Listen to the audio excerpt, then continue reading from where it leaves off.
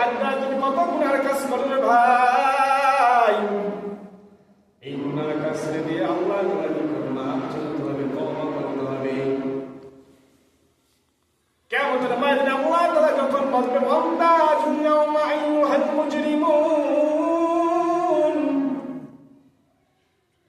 কিয়ামতের ময়দানে যখন সমস্ত মানুষদেরকে এক জায়গায় জড়ো করা হবে তখন বলবে ওয়ামতাজুল ইয়াওমা আইয়ুহাল মুজরিমুন, হে নাফরমান ব্যক্তিরা, হে অপরাধী ব্যক্তিরা, আজকে আমার নেককার বান্দা থেকে কিন্তু হয়ে যাও, দূর হয়ে যাও।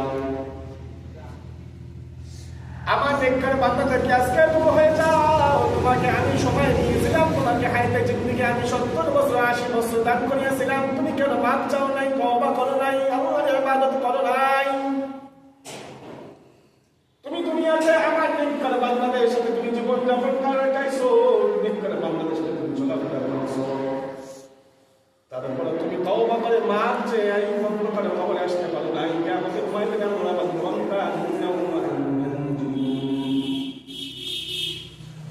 যখন এইভাবে আল্লাহ ঘোষণা করবে হে নাফরমান ব্যক্তিরা দূর হয়ে যা, দূর হয়ে যা, তখন ওই নাফরমান ব্যক্তি বলবে আল্লাহ